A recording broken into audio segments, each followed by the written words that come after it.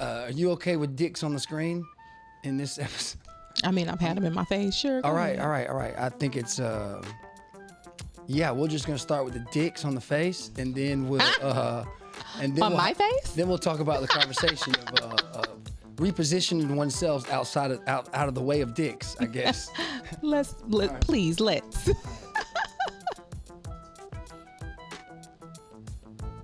it's not one. I gotta start it over if it ain't gonna fucking do it, huh? Well, it don't need commentate. I mean, Wow. this is Yeah. I think I should be allowed to show this.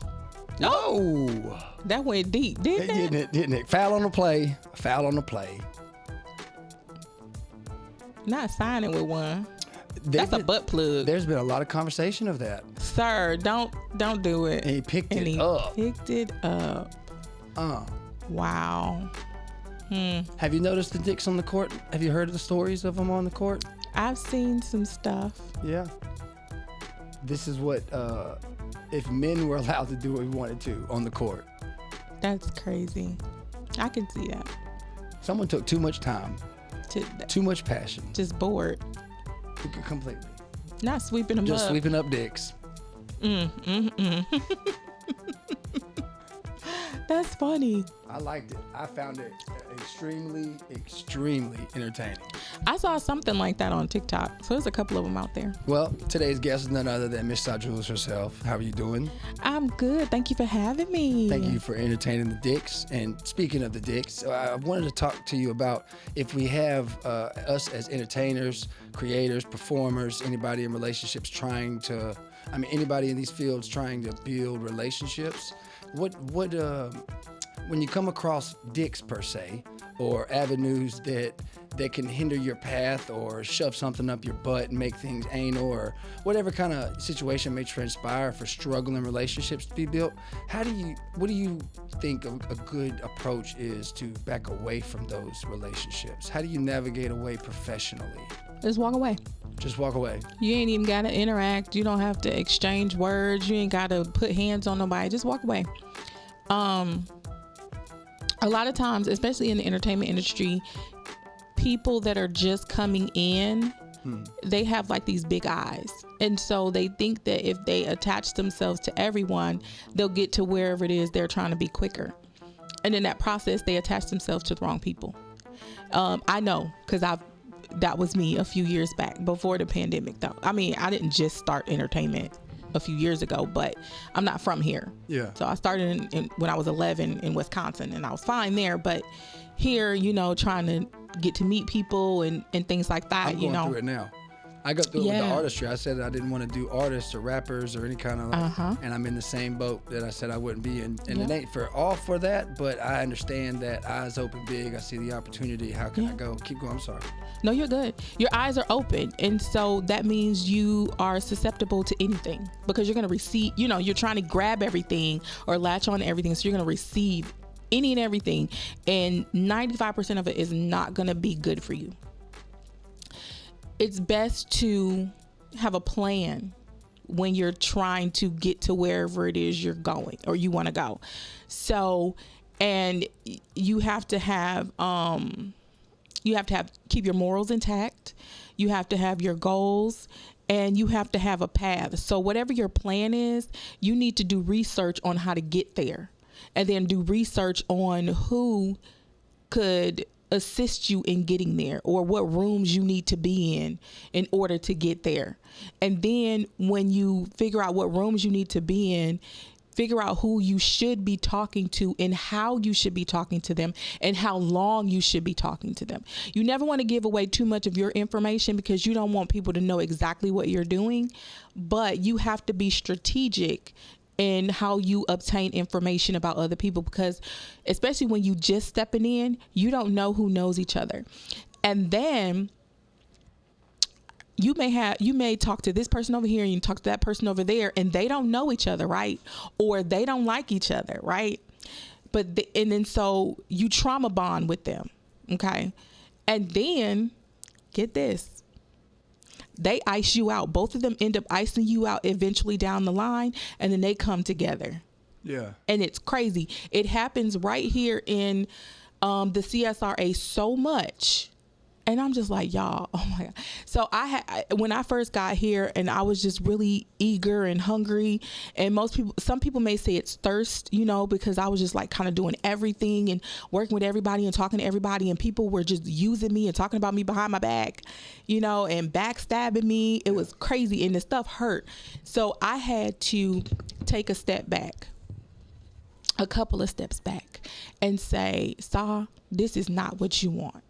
This is stressing you out, and it's making you hate the art. Yeah. And I had got to the point where I didn't want to write anymore. I didn't want to perform. I didn't want to talk to anybody. I became a hermit for a little while. I became a hermit with a drinking problem. A lot of people don't know that, because Sock still kept going on social media. It still looked like I had it all together and I was still going.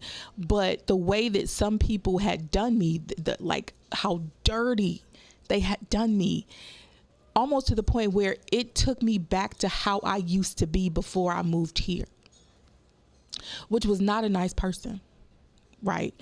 But I had to check myself. I had to meditate. I had to pray, and I really had to do the work. And I'm like, God, if this person is not for me, I don't care how good of a person I think they are, remove them. Yeah. And they start falling. Oh my God. And I start crying even more, like, God, not that person. But that's what I prayed for.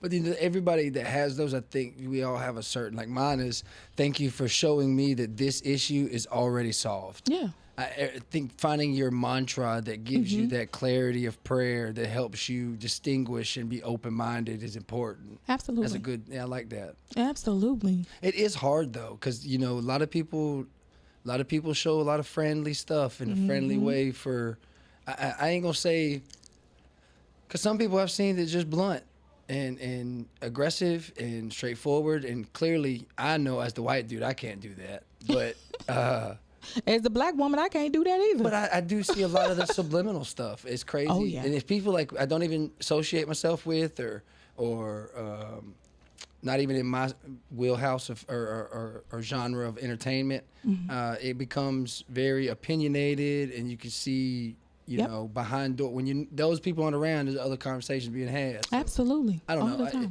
It's just crazy to me that we have to do that still when it's so wild. You just got finished with a play. You got more plays we're going to talk about here in a little bit.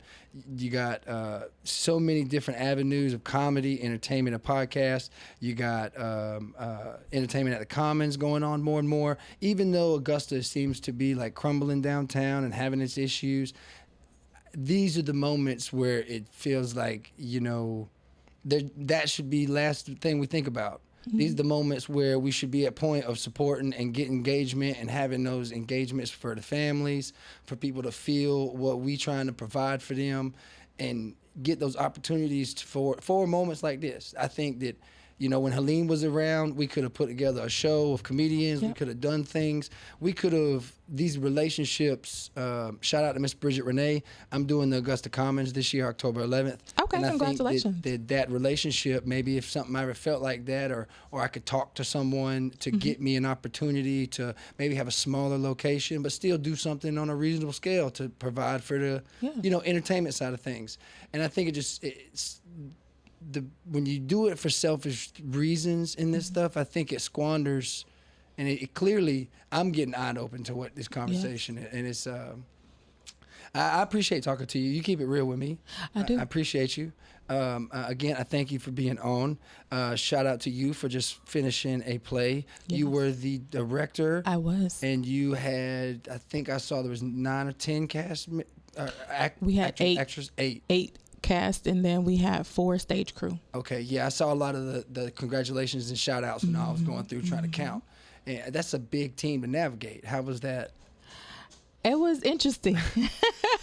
I will tell you this, because a lot of times people don't know what a director's duties entail. It's a lot, you know.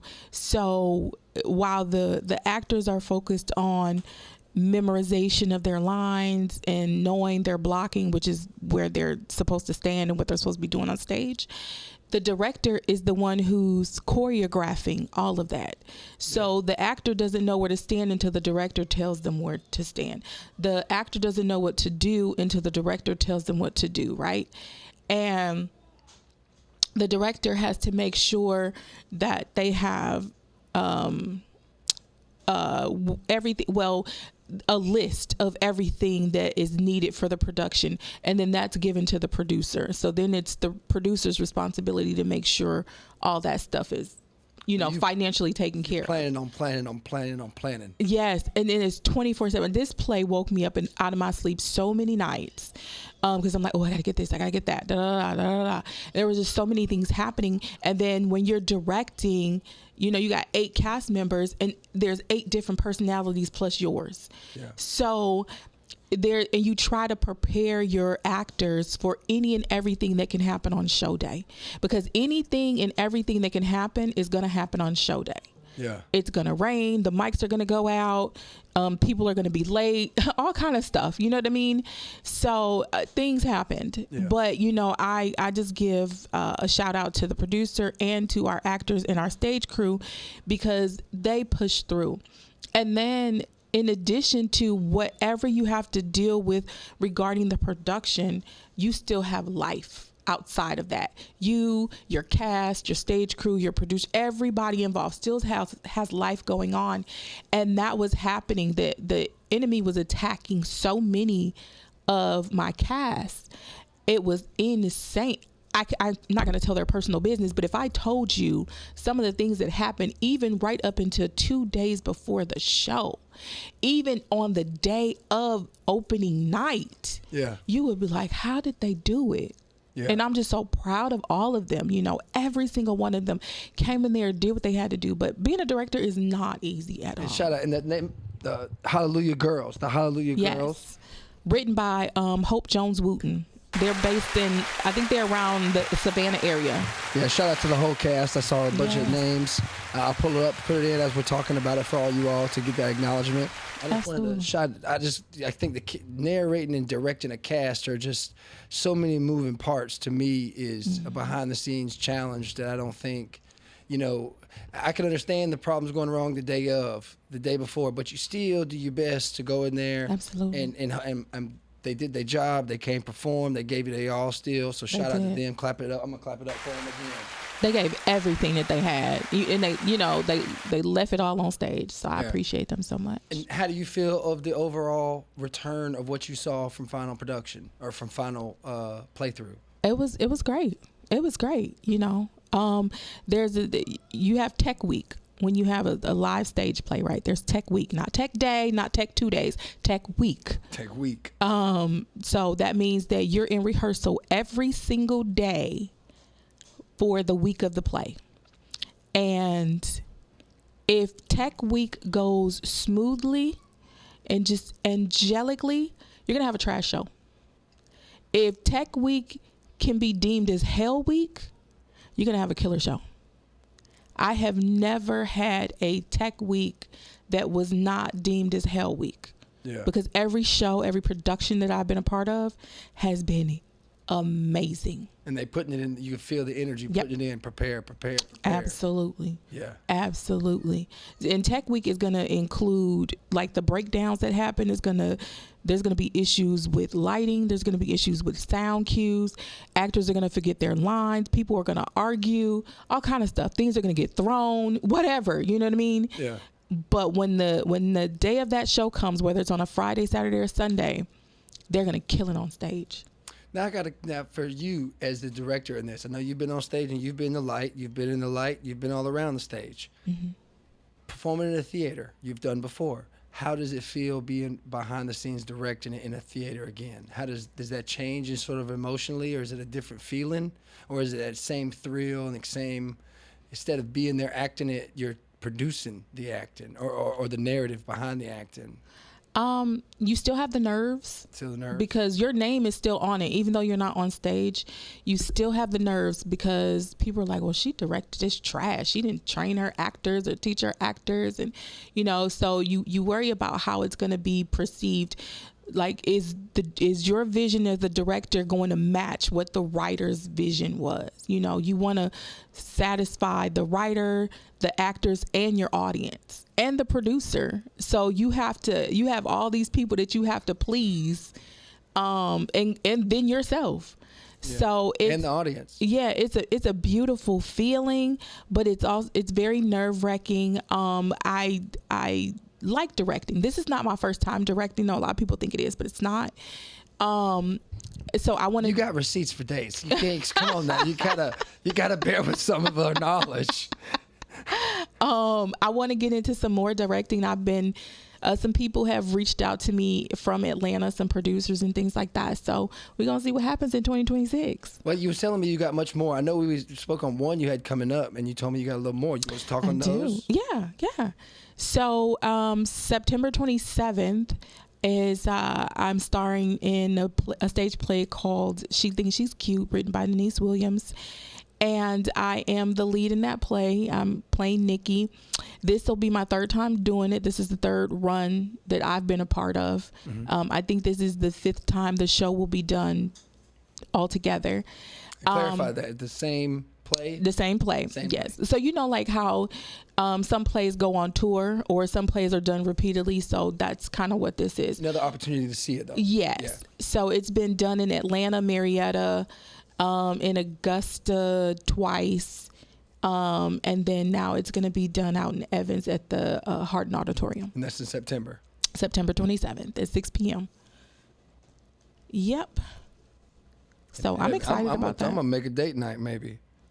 I'm going to make a date night. I'm going to talk to her about it when you leave. We're going to talk. I'm going to sit down and talk to her. We're going to go to a plate, baby. I think y'all should. I'll be telling her, I said the receipt shit because I be talking to her. It kind of relates.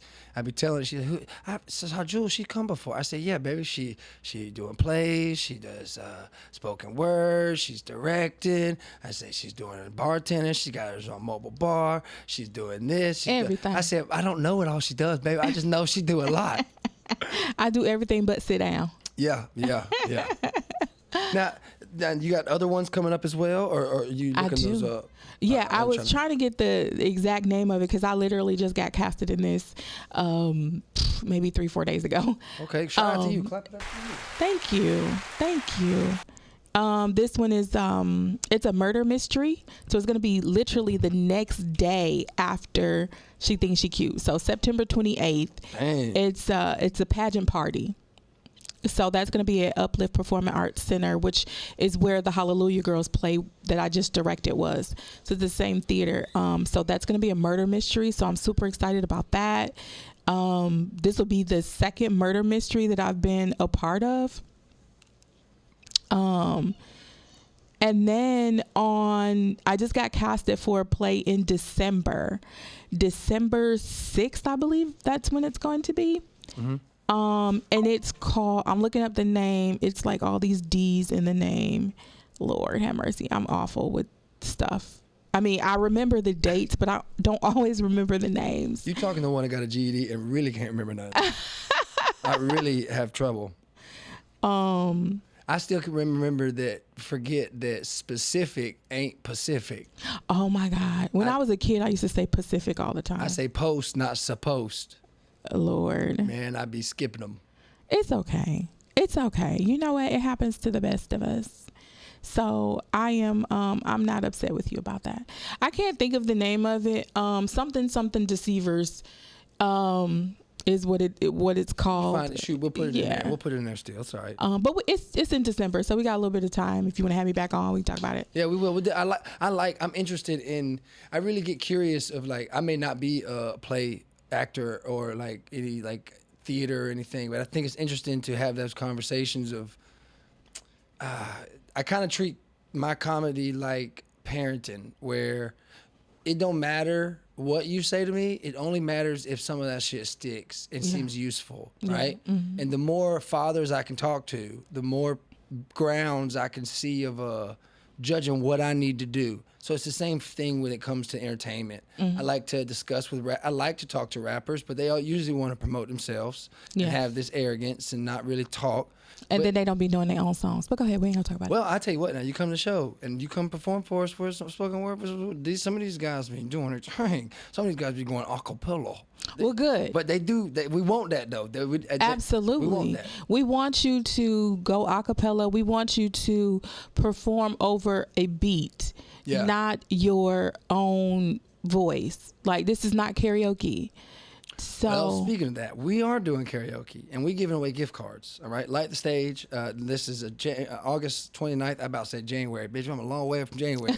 But we are doing interviews for our artists, whether it's spoken word, whoever. It's all going on YouTube. We do interviews. We're working on creating a narrative of a cipher, of like a live cipher. We put those beats out there and engage with the artist. We are doing this month. We are starting off with trivia for money. Okay. So each question you answer gonna get you $1. Easy way to make your money back for your entry fee. Easy way to get you a drink at the bar. I mean, I know I'm dumb. I'm just trying to give away some, you know. You're not And then dumb. we got karaoke for games. We got a spelling bee, trap spelling bee. We're gonna change it up though and go against the game because a lot of the words are written and clearly white folks. So when we all agree, you know, whoever finds that one first, I think is going to be the winner, is what I'm trying to pitch. Gotcha. But we're going to figure it out. But we are trying to make it like a fun, interactive show that loosens up the artist and takes them out of just performing and also gives it a full show inside of artists performing. Yeah. And it's not, Gizmo call it it's a club night, but it ain't a club night. Let me say this with the karaoke, right? Let me just, to everybody out there that wants to participate in karaoke is not for vocalists, okay?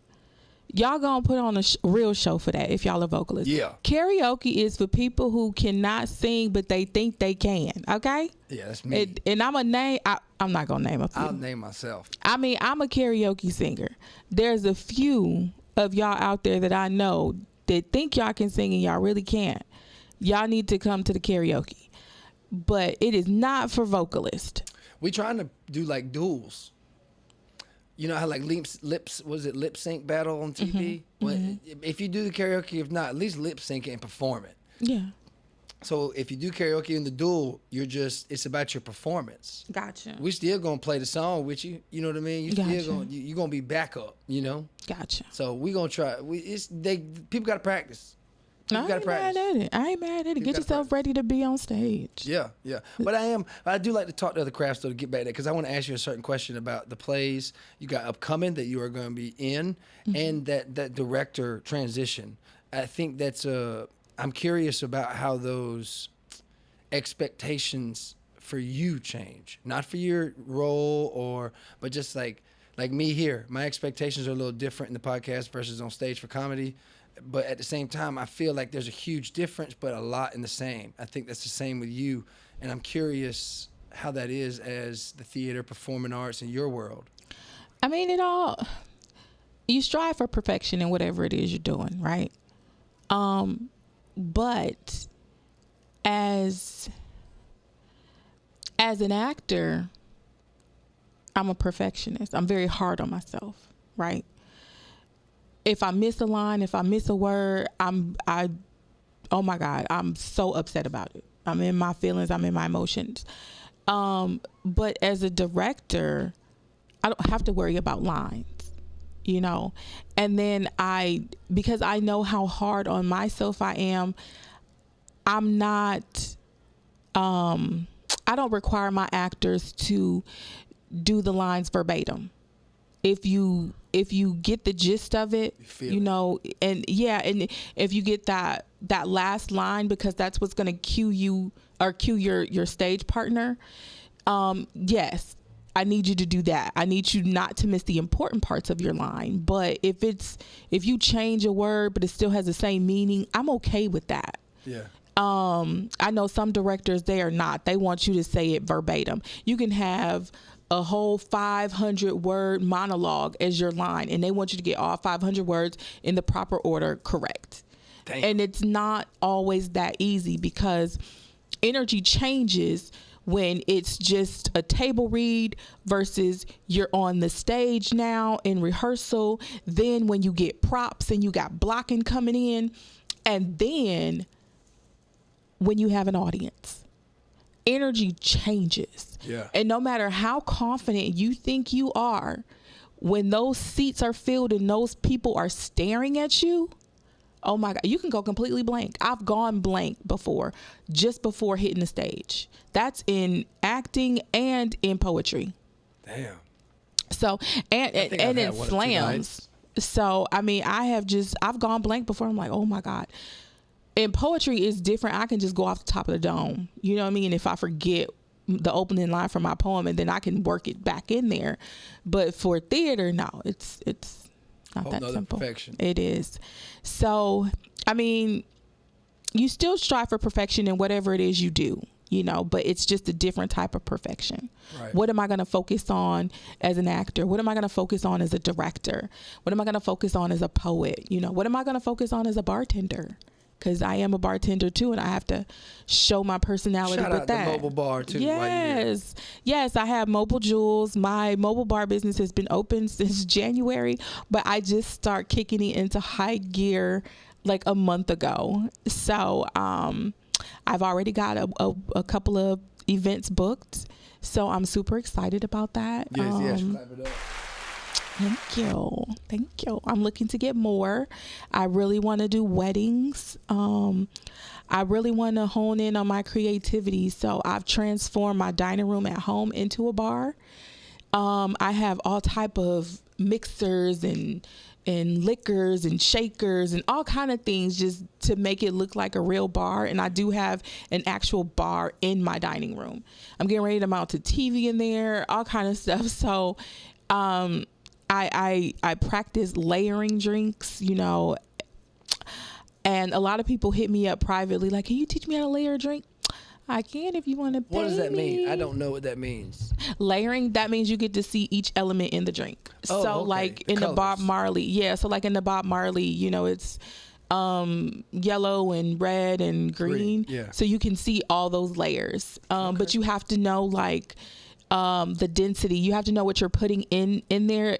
And if it's gonna layer, if it's gonna sit at the top or if it's gonna sit at the bottom. Like I made an alien brain hemorrhage, right? And so That sounds wild. it's crazy. It has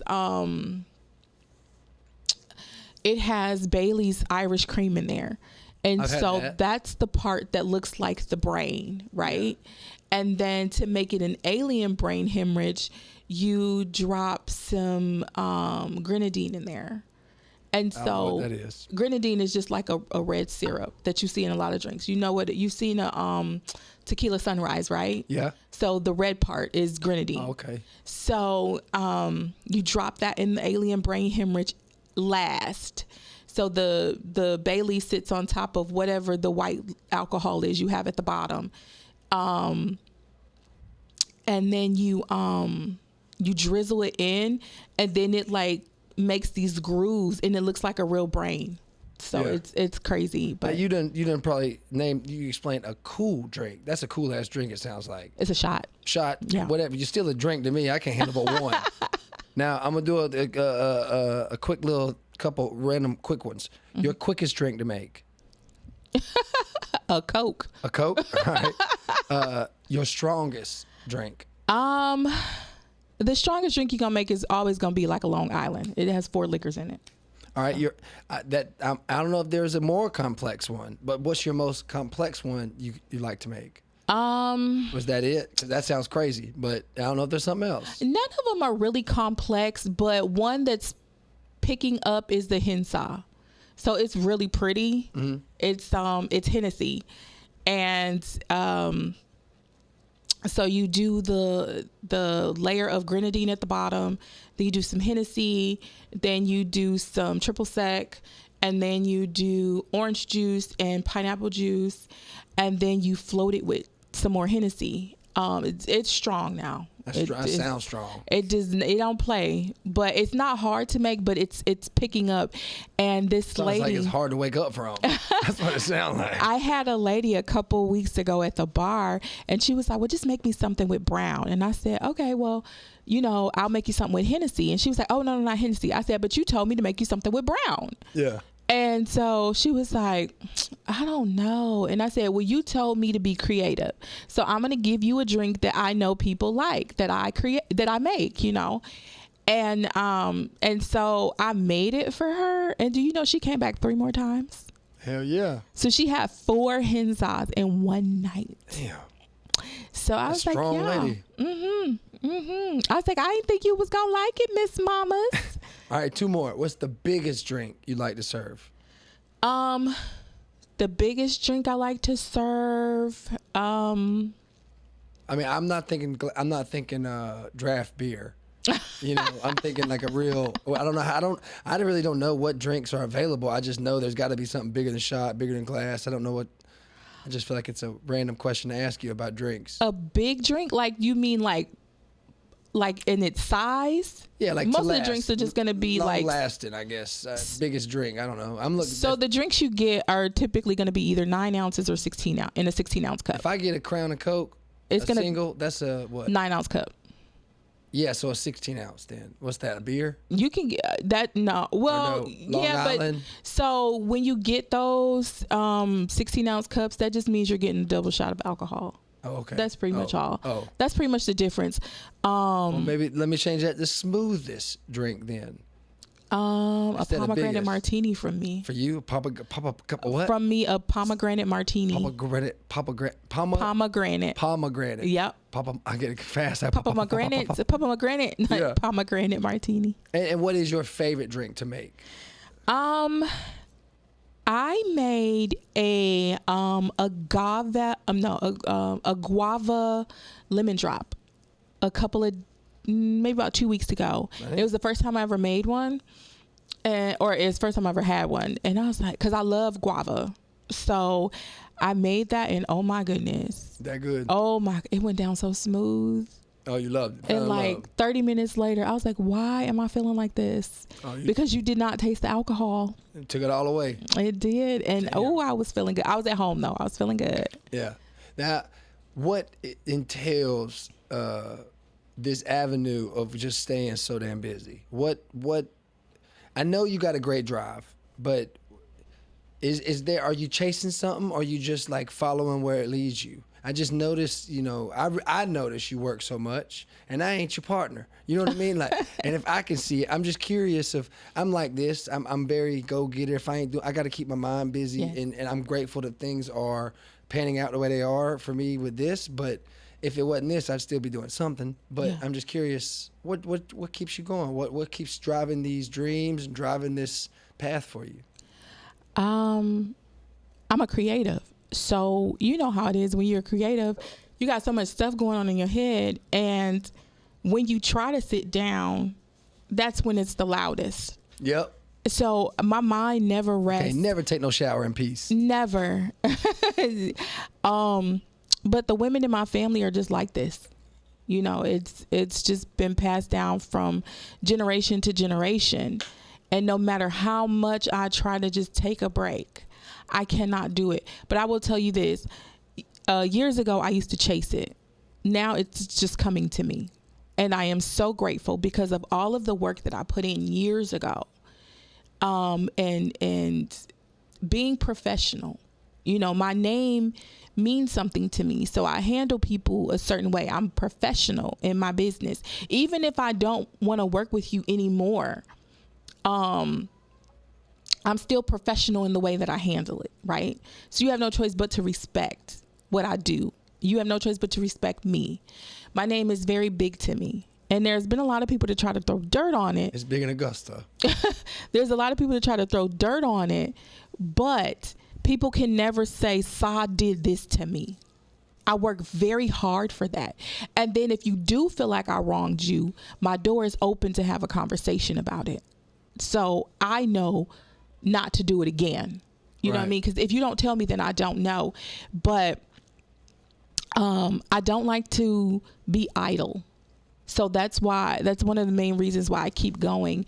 And I pray for certain things. And so those doors open up, even though in the season that I'm praying for it, it may not look like it's going to happen. Right.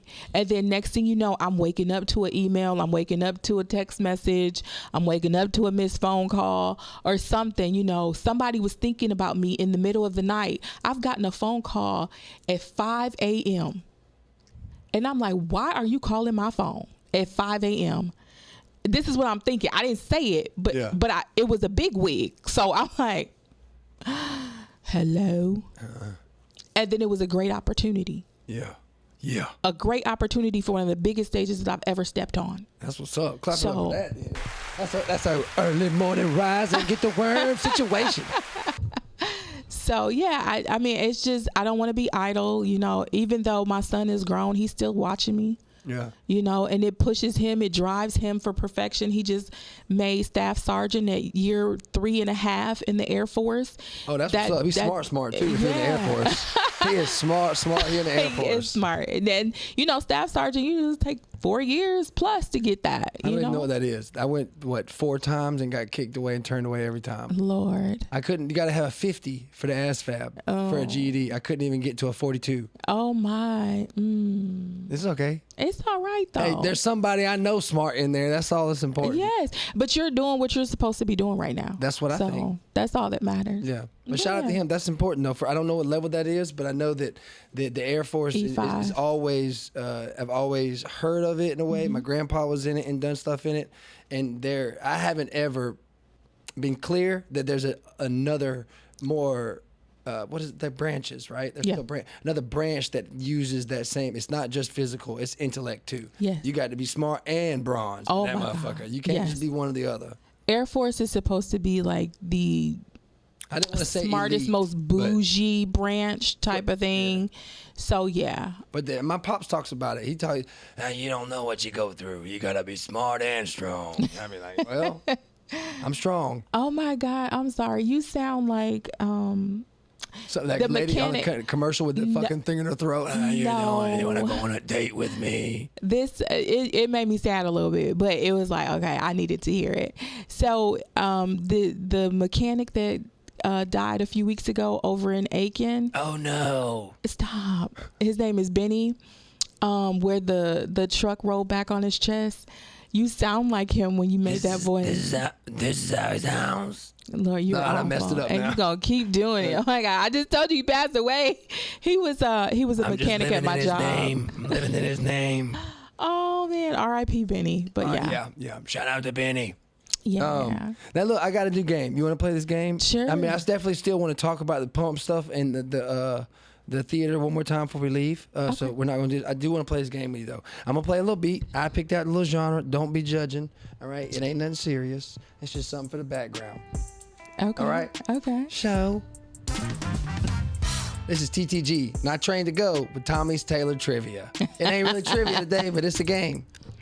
All right, I'm gonna let you pick it, and you ask the first one, and then I'm gonna ask the next one. But I'm gonna search for mine.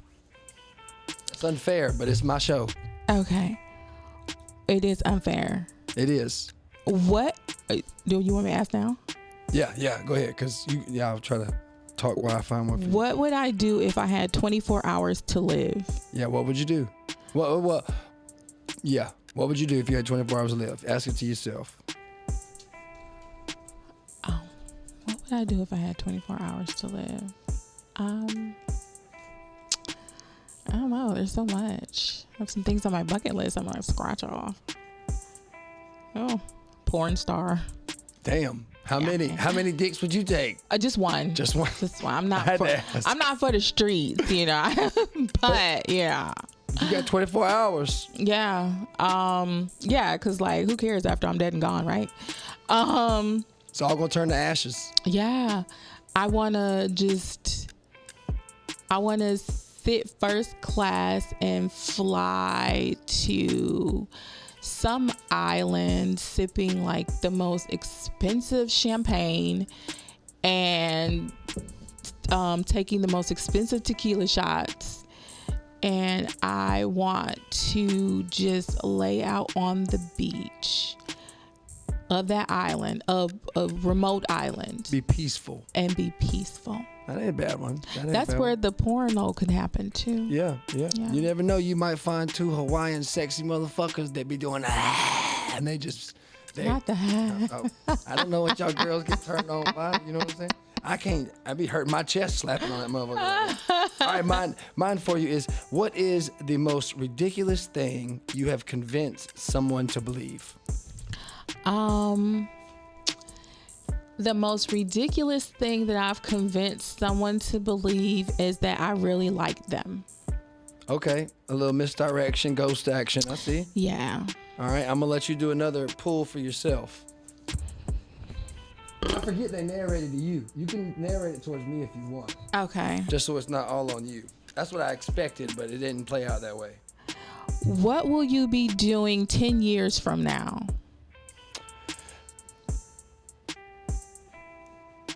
Hopefully not crack.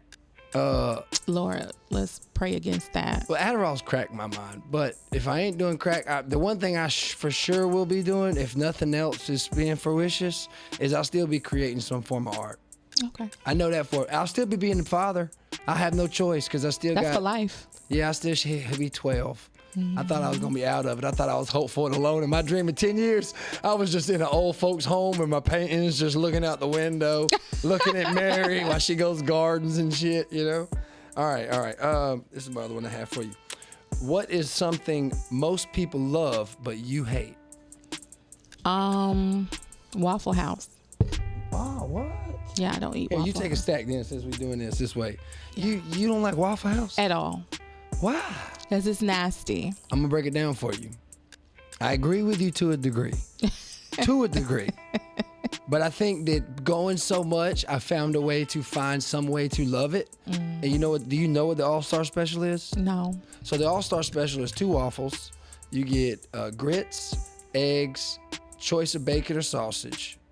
And I get cheese grits, cheesy eggs, and now I get no meat because I don't eat pork like that. I don't trust eating the sausage next to it like that because it's at Waffle House.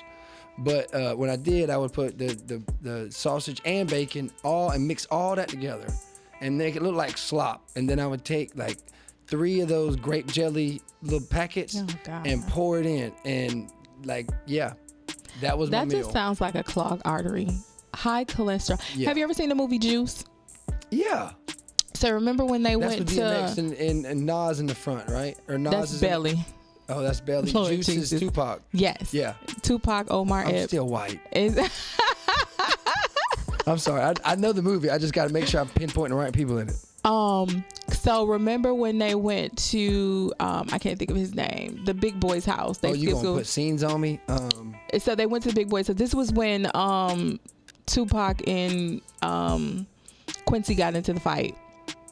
I think I know what you're talking about. So yeah, but Been a he was frying up that food in the skillet. It was like them Yeah, I eggs think and all I'm that putting it hot together. sauce and Yeah. some bologna or something. Yeah. But when you were describing that plate from Waffle House, that's what I pictured. Bro, I grew up frying bologna.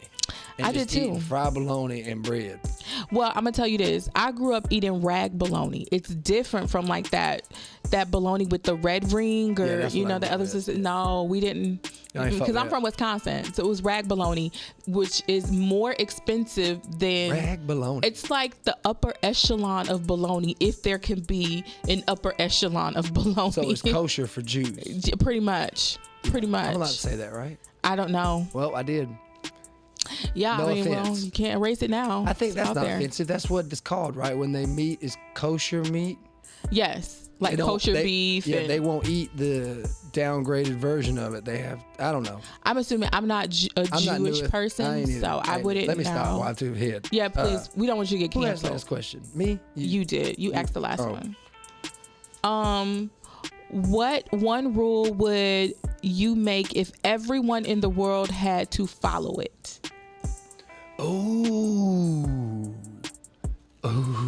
that's morally fucked up for me. Cause I would say eat a dick, but not literally. That was just for the podcast, by the way, guys.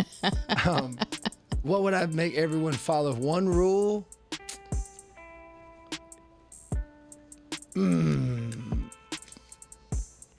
that's hard because I want to say hold yourself accountable, but then that means that I don't know. That's a hard choice. It is. Ooh, one rule. Oh, I got one. Wash. Wash what? Your butt? Yeah, I'm white, so I got to make white folks wash their ass. Wash. Do I already you know use everybody else probably do, or like ethnicity wise, but there's just we gonna just dispute the white folks not washing no more and make them wash. Do you use just the bar soap or do you use a towel? I use a loofah. Okay. The only unfortunate thing is I have to use a washcloth sometimes for work. I have to get grease and shit off of me, and it fucks up my loofah. But I ain't gonna lie. Once I found that loofah, I never really went back to a washcloth. But then there comes the stereotype that isn't wrong. There's still neglect of the washcloth or the loofah. Yeah. The bad hygiene still plays a role in our culture. Even though it may be a stereotype, it still is based on just the hygiene alone. And even if oh man, my old lady, if I ain't have her, this bitch bad. You know what I mean? It's gonna take something to get it's done got super dirty. Something's gotta really be wrong for me to like swap it. I'm also a dude, but I don't make that such an excuse anymore as older. Yeah. You know what I mean? All right, so what is something that keeps you up at night? This bird outside my window. Oh my God. I don't know what kind of bird it is. I don't know where exactly it is, but it's right outside my window somewhere. I don't know if it's in a tree on top of the house. I don't know if it's I have a shed in my yard, so my room is right by the shed. I don't know if it's in the shed, on the shed, but that bird keeps me up at night. Yeah. Every night. You gotta go out there and call back at it. Oh my gosh, it's so awful. No, but on a serious note, what keeps me up at night is the state of this country. There's so much homelessness. People are working 2, 3, and 4 jobs just to make ends meet. When in reality, one job should be able to suffice. But these companies are so greedy. They mistreat their employees. Not all companies, but there are a lot of them out there. And I'm not saying that all employees are good employees. There are some awful ones out there. But the fact that people have to work so much and they're dying because of it, that keeps me up at night. You bring that up. I'm not. That's the one area in my social networking and networking in general, whether stand up or podcast, I get insecure about. Mm-hmm. I get insecure in the sense of I don't look at policy or procedure the same way everybody else does. Mm-hmm. I really believe that I feel like I still am aware of the situation we're in, what's going on around the world. I dabble in information that I feel like I need, but at the same time, I feel like we have to continue to remember that the ripple effect we play day to day is just as important. Yeah. That person at the drive-thru, I had a lady today. I don't know your name, ma'am, but you handled me with grace, and I knew you was pissed off before I pulled up to the drive-thru window. Yeah. All I saw was 4 burgers, and I asked for a number 4. I ain't looking at no number. I didn't say the right number, and I pulled up, and I had ordered the wrong meal. They done made the whole meal. I done backed up the line, and she's just irritated, you could tell. But I could have went back to work pissed off as hell, or you know what I'm saying? I'd have felt bad because I done ruined her day. Yeah. I think the ripple effects we play are I don't vote. They gonna do what they want to do. Mm-hmm. They gonna act how they gonna act. Unless I don't have position of power to change anything. Yeah. So I just try to make sure my ripples lead out. Absolutely, because whoever you come in contact with, whatever contact you have with them could make or break their day. Yeah. Because you never know what that person was dealing with right before they came in contact with you or had an encounter with you. I always tell people that, you just don't know. Yeah. You know what I mean? You could push somebody over the edge. I'm trying one dude at work. Don't do that. I am. He's a Christian little boy, and I ain't gonna say his name, but I don't pick on him, but his expectation of what he thinks is required of him is minimal. And, he played the system well so far. Yeah. But I am the mouth that never stops at work. And every day I try to tell him to when you go home tonight, I want you to pray to Jesus and ask him for energy. Because goddamn it, if you don't, you gonna die out here. The bitch gonna die. Him just soaking up and not losing no fat is just gonna lead him to an early retirement. Lord. And you know, I got expectations. Where we work is a hard environment, and if you don't want to do it, then fucking find somewhere else to work. Don't get paid the same amount of money as me when I'm busting my ass over here and you walking around with your finger up your butt. But those are the employees that they keep and they value versus the ones who actually put in the hard work. They roll up their sleeves, they get dirty. Those are the employees that they reward with more work. Mm-hmm. Or they fire them. They reward them with no paycheck. That's how my day. You walked in here today. I said, I'm trying to be your light today. Yeah. Because I ain't have a tough day, but this heat is something serious out there where I work, and it can drain us. I felt good about 3:30, and the moment I got in that car and that little register at 107, and I was just trying to get every bit of air out. It just, I don't know, that ride home, man, just sweating so much, it can be rough. It drains you. Now I got one for you because it's my turn, right? I think so. It is. If you were a politician running for office, what would your slogan be? And what position would you want to run for? Don't F with me unless you want to be F with back. Okay. And I don't know what I would want to run for. I don't want to be a politician. People just dig off in your business too much for me. And you know what I mean? I am not for the rich people, and that's probably because I'm not rich. I don't know. You know what I mean? I just see so many people struggling. I would, whatever office I could run for that would give everybody an equal playing field, a level playing field. The jobs that get paid the less require the most work, and it's just not fair. Yeah. You know, it's not fair that teachers get paid $30,000. It's $25,000. They get paid $30,000 to deal with y'all badass kids all day. They got to buy half of the stuff that's in their classroom in addition to paying their bills, and they have kids themselves. Yeah. You know, like that's just insane to me. And then what is it? Law enforcement workers and EMTs. Yeah, and just those people with those essential jobs. You know, EMTs are the first responders, and they get paid dirt. Yeah, like they get paid nothing. Well, I know that police officers make. I think that if you get to a certain level, you can make up to 100 and something thousand. You got to be there forever. Yeah, but you got to be there. And you got to put in a lot of overtime. And don't get me wrong, what I make ain't bad. But I think what I make now is still more than what a police officer makes. Mm-hmm. They say, I heard on the podcast, I believe it was Brilliant Idiots I heard it on. I'm not sure, but that they said that, I think it was Charlemagne that said it, but that ain't to point him out or nothing, but that most police officers can't live in the communities they protect. Yeah. And that's a wild thing to say in general. And it got me thinking about money when I heard that. But I don't know if that is from my call or like us as the citizens to decide how much more. But I don't think it's unreasonable just in those arguments. They've been made quite a bit over the past couple of years.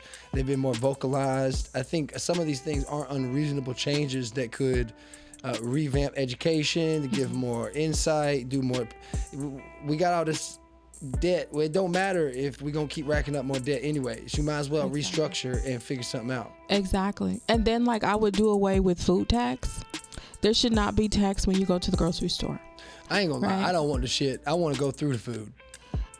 When they showed me the Fruit Loops from England in the little, it was I watched a government a Congress meeting or whatever it was. They started debating some topic, and he was doing the food dye shit. The Fruit Loops they got some red in them, tint, absolutely, but they ain't no fucking colors like what we got. Yeah, that whole I forget what it is. The colors coded shit and food. Mm-hmm, yeah, I'm curious about that. That makes me curious. We have a lot of chemicals in the foods here in the U.S. that cause obesity, that cause so many different health issues, cancers, and all kinds of things, blindness, things that just kill us all the time. You know what I mean? And it's just crazy.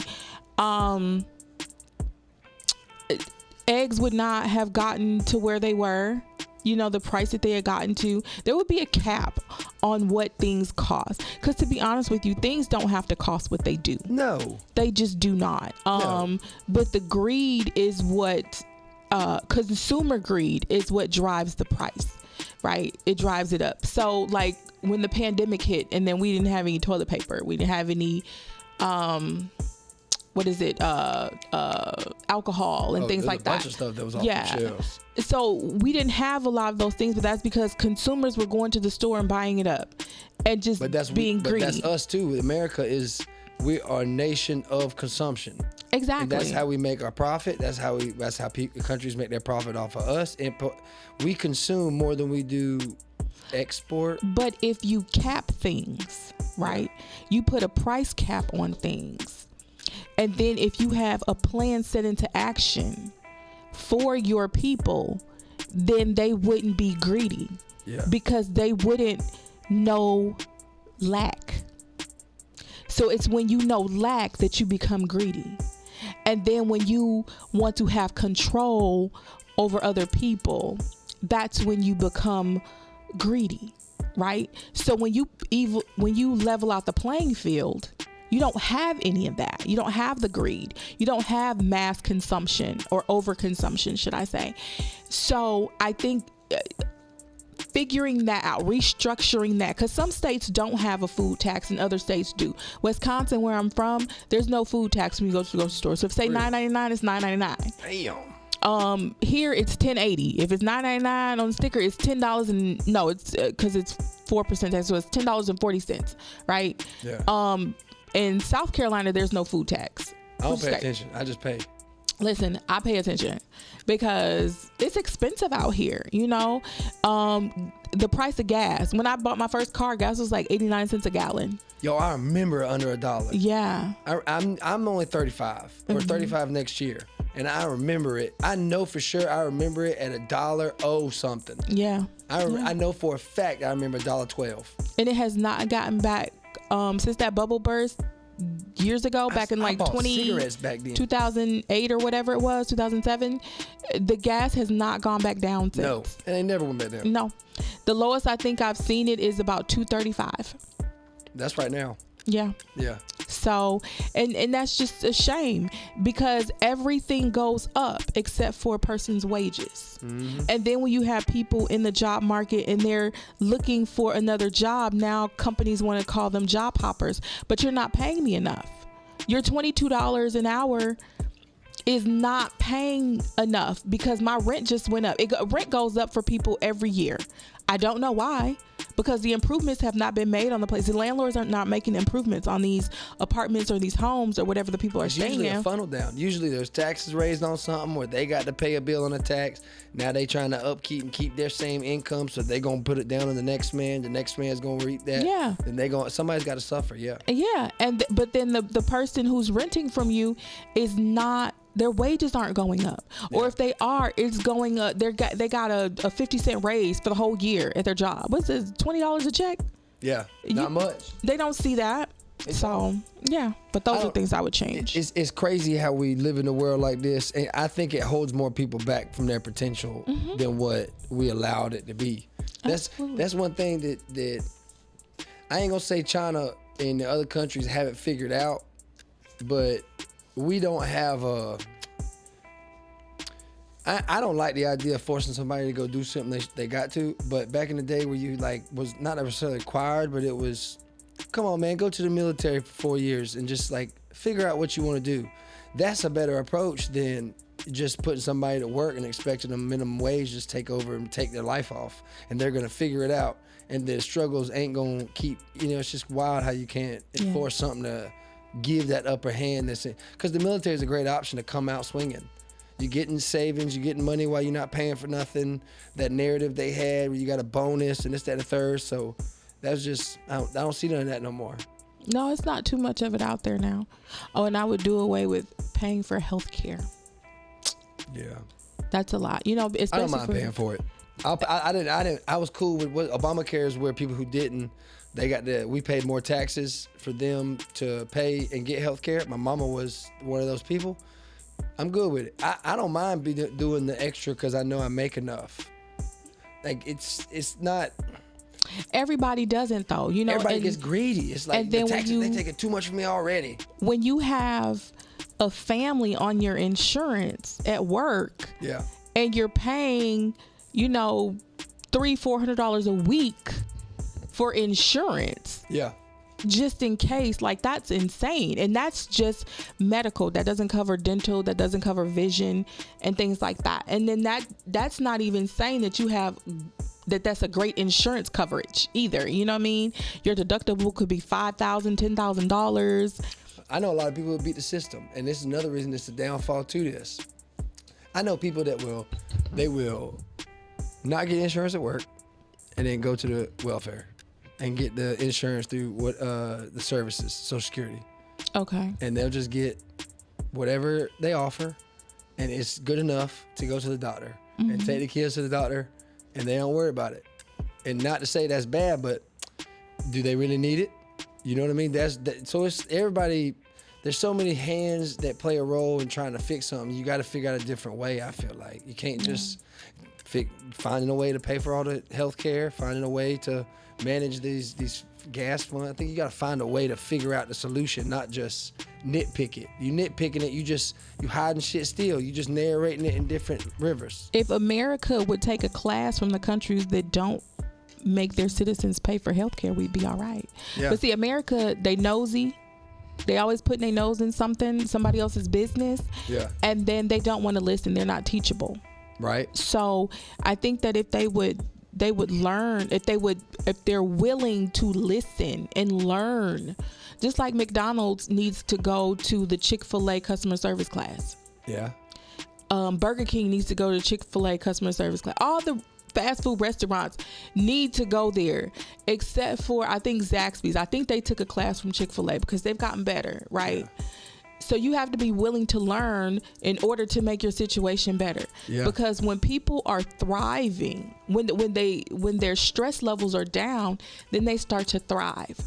Then what happens? Then your economy is booming. But folks is out here stealing, crime is going up, people are losing their lives because folk is stressed. It's still all about the money. If it's the bad side or it's the positive side, it's all about the money. Absolutely. You want to do a question, or I'm gonna shoot you with 3? I got 3 for you left. Oh, I can run them, or you can do in between. Let's run it. All right. What should you take less seriously? People's opinions. What is the worst gift you ever received? Oh my God. A picture frame. Oh, I've done that. I've done that multiple times. All right, and last but not least, what is your guilty pleasure? Do I have a guilty pleasure?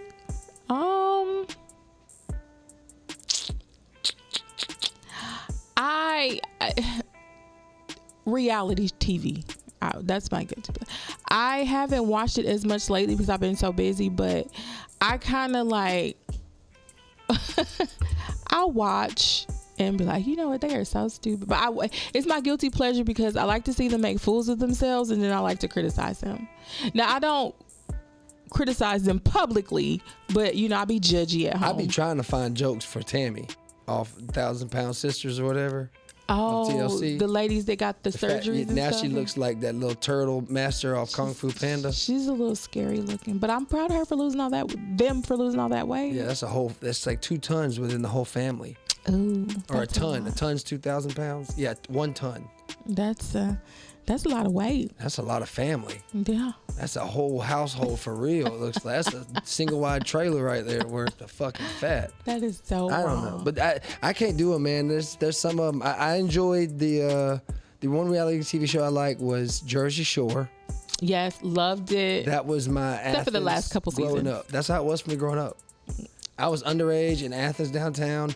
College Saturday nights would be like that. I was 16, 17, moved out of mama's house. I'd find a way to bars and the frat houses. Wow. Oh, I was having a ball like that. But then there was that recent one, Love on the Spectrum.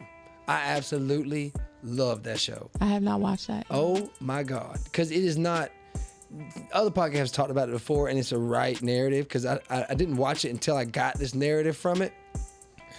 There's a narrative of like, they don't intentionally do these comical things. It is fucking hilarious. Yeah. Because it's just autistic people trying to find love. Yeah. But they're being autistic, and not to like laugh at their disorders, but it is like it's not that their autism is causing them to be humorous, like we're making fun of them.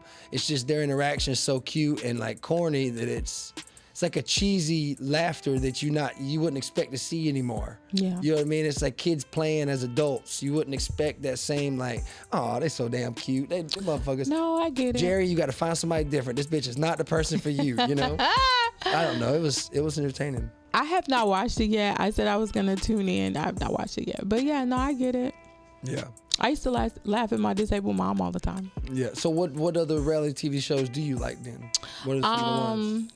I love After Lockup. This is so dumb. Those people are so dumb. Oh my God. That's where you get your murder mystery from right there. I judge them so hard. Love and Hip Hop, of course. Atlanta. I don't really like Miami. I don't even know if they still do Miami, but I had watched all the franchises except for Miami. I think I watched the first season of that one, and then I didn't really care for it too much. But I watch Love and Hip Hop Atlanta, and I'm like, why are y'all like y'all older than me, some of them, and I'm like, y'all still on here being this stupid, and then here I am watching it. I'm like, girl, you just as crazy because you watching it. So tuned in. On next week's episode, we know she gonna get slapped. Exactly. And then when the clips come up on TikTok and stuff, here I am commenting, and it's just, I have not watched anything on Zeus Network though. I have not done that. Married to Medicine. That one. Love Island. Is that a new one? I have seen clips of it on TikTok. I have not actually sat down to watch it. One that does not come on anymore that I absolutely loved, and I used to just want to smack the crap out of these rich kids, was Siesta Key. I've heard that before. Yes, that was my show. That after The Hills went off the air, and then a few years later they brought Siesta Key on, I was all wrapped into it. Man, oh my God, first episode. Damn. And I knew everybody's name by the end of the first episode. Damn. That's gotta be. Y'all check it out then. Y'all might gotta be a good one. It's old now. Like, it's not on the air anymore. Still, if you like reality TV. Yeah, you can always go back and watch the old episodes. Shit. Absolutely. I know plenty of ladies, when I worked at Kimberly Clark, they talk about how they go back and watch the Housewives over again. I know people rerun them just like Sopranos. Yes. So, again, thank you for coming on. I want you to touch base again and tell your dates if you can. You said September 27th and September 28th. You got 2 plays coming up? Yes. September 27th, I'll be at the Hardin Auditorium. And then September 28th, I will be at Uplift Performing Arts for the Murder Theater Mystery. For the Murder Mystery. And real quick plug, on September 20th, Mobile Jules will be set up at this Bridgerton soiree in Beach Island. So I need for people to come out to that. I'm going to pull up the address really quickly, but that's going to be a good time. I'm going to be making mocktails that day. So, just crafty drinks, but just no alcohol, because you can't have alcohol in the premises. Yeah. But it's the Bridgerton inspired promenade. So it's going to be at 5151 Augusta Road in Beach Island, South Carolina, from 1 to 5 p.m. Tickets are only $10. So I think people need to come. It's going to be so many different networking opportunities there, so many different vendors and different companies there. So they're going to be prizes for the best dress. They're going to play games. There's going to be food, drinks, of course. So come on out. You're going to see me in some Bridgerton fashions, and everybody else that's going to be there is going to be dressed as Bridgerton. Now, I say as well, you just finished. Again, I want to give you credit and all the cast for the Hallelujah Girls. Yes. I want to clap it up for you as a director, your producer, Thank you. Production. You said they're called deckhands. What are they called? Stage crew. Stage crew. And for your cast members, shout out to you all for Hallelujah Girls. Yes. I really admire you putting your foot. I see you. You just put your foot in so much stuff. I really admire getting to know you. Thank you for letting me get to know you and have these conversations with you. You always are a blessing with energy. And I really love your smile. It's always a brighten up anybody's day. And I brushed my teeth today. Thank you. I still got my 2 side teeth. Thank you. I gotta get a gold one. Oh. I gotta get my gold one. I'm gonna get it though. You gonna get it? Yeah. You gonna get your gold? It's gonna be gold for real? Yeah. Oh. Man, they want to charge me $2,700 for a white one. Guess how much a gold one is? Like $3,000. 3,000. It's $2,700 for a white one, and it's $3,000 for a gold one. Ooh. What? I'm gonna pay the $300 difference. Yeah. Man, what? I got Might a as well cemetery get one that's worth investment. something. Yeah, I'm gonna be able to pay for my funeral. Anyhow. But no, anything you wanted to leave us with? Leave it with anybody watching for viewership of theater. Any advice? You got the floor to kind of bring us home with anything you want to talk about. I just want to thank everybody who has continued to support me over the years, that believe in me. Sometimes people don't really quite know what I'm doing, but they're like, I'm right with you, girl. So I just really appreciate that. My uncle flew all the way down here from Wisconsin to come and see the play that I directed. He just went back home yesterday. That's real support. So yeah, shout out to him. And my sister, she drove in from North Carolina. So I appreciate her. She's always supporting me. So just thank you to everyone who supports me in my ventures and my endeavors, who are always giving me encouraging words. And for the people who understand that I do get tired too, and sometimes I have to isolate myself, and they don't get offended by it. Yeah, you can't. Yeah, you gotta have your space. You gotta still have your time for you. Absolutely. So I just thank everybody, and for all of the opportunities that I have received and the ones that are still coming or have yet to come. I'm so grateful for each and every one of them. So yeah, just thank you for everybody who's worked with me, who I'm gonna be working with.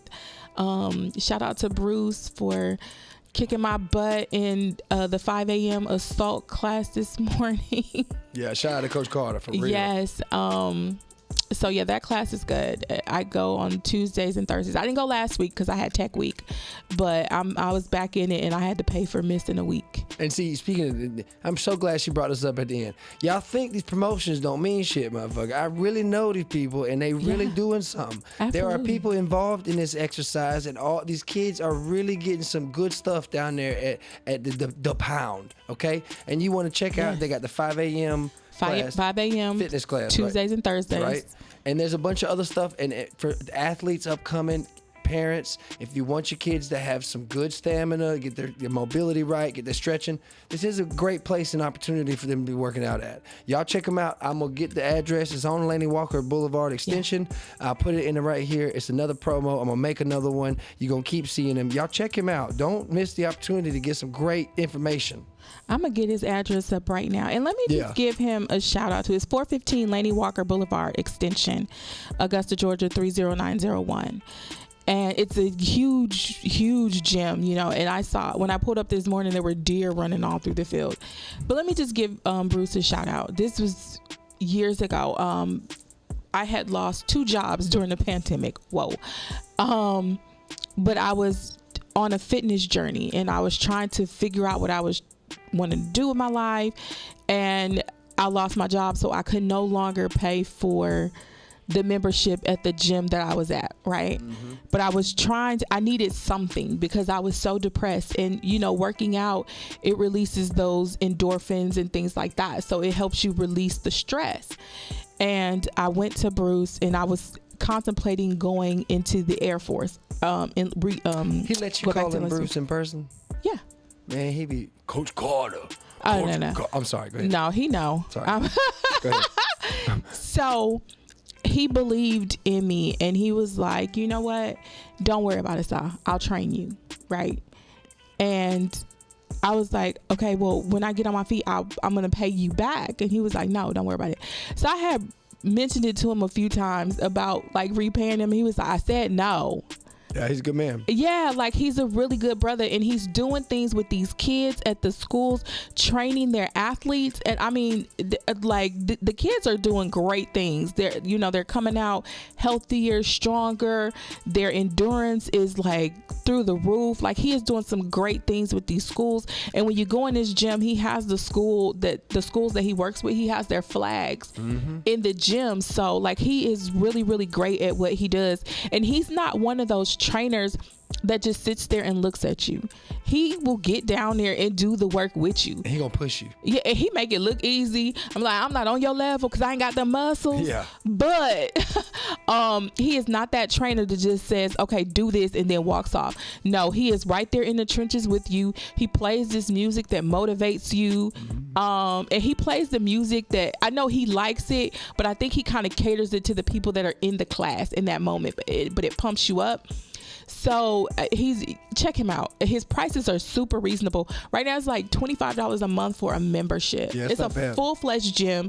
And you do get more than that from him too. I'm gonna give him some more props. Absolutely. For these athletes, he travels for them. He goes and shows up to some of these games. He's monitoring. He's checking them out. Yeah. And he's also giving great mentorship. Absolutely. I've seen him looking after some of these kids. I see him giving them guidance. I see him having conversations with them. It's more than just. It's a real narrative he's building for their impact, and he's being impactful with these kids. I applaud him.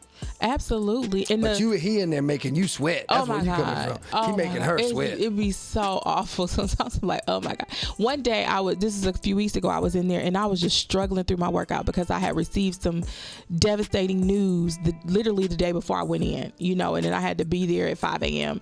And I was pushing my way through, and he was like, I see you pushing, you got it.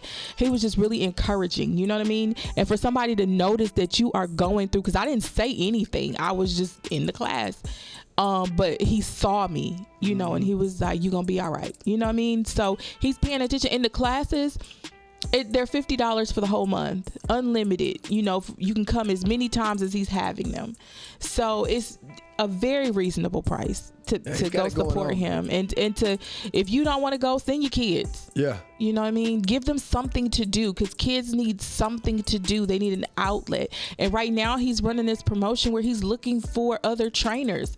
So you might have a 15, 16, 17, 18-year-old that is really into fitness, and then here they can get a job doing it. Yeah. You know what I mean? Opportunity right there. Yeah. Or you yourself, you can, and he didn't specify on what level you had to be on. So yeah. I would implore you to just go talk to him. Yeah. So, yeah. And as well, thank you, sir. Coming soon will be artwork truly by my hand alone. And it's going to be all over that gym. Yes. I'm going to be putting the big dog in the front with the pound on the ground, and it's going to be certified on that brick wall from the road. That's what I'm talking about. I'm going to try to take up the full thing from the road, so you can't miss it once that come up there. And you still can't miss it now. No. You can't. And if you do miss it, you're missing a big-ass pile of dirt right in front that they still working on this yard with. Yeah. Mm-hmm. And you can't miss it. But shout out to Bruce again, man. Thank you. I'm going to need some artwork from you, too. I got some right here. To go in my bar at home. There's some prints right there. I got the green one right there with the blue octopus. I got them in a stretched out version underneath if you want one of those. Okay. It's a little bit bigger, but yeah, ma'am. I see you working. I see you consistently going. I really admire that. I try to network, like we talked at the beginning, of like finding these relationships I'm building and understand who's who. It is hard sometimes to navigate these relationships when even people that might not have your best interest at heart still work like you do. Absolutely. It's nice to see, in general, whether you're with me or not. I want to see you working. I want to see you finding what it is you're looking for. I want to see you succeed, and I hope that you'll find you hope that for someone else. It ain't got to be me. Absolutely. It ain't got to be me. Absolutely. But I'm gonna keep supporting you. Thank you. And I'm promise you, September 27th or September 28th, both of those are in town. Both of them plays. I'm gonna talk to the old lady about this shit. We're gonna lock in a date night for real. Please do, and I'm gonna continue to support you. I know a lot of your comedy shows, I'm already booked those nights. Yeah, it's okay. I know love there. I appreciate you. You have always been, since the moment I met you, you've been a very big supporter, very respectful. I love what you're doing. I love the growth. I love your comedy. Yeah. The podcast is blowing up. So and then you got the artwork popping. This will be I think I bought 2 from you before when y'all were down at Jam and Moments. And so this will be my 3rd one from you. Like, I appreciate everything that you do. Like, putting people on, continuing to push. So thank you. Hey, y'all tune in for another episode of Power Podcast. Peace. Bye, y'all. Thank you.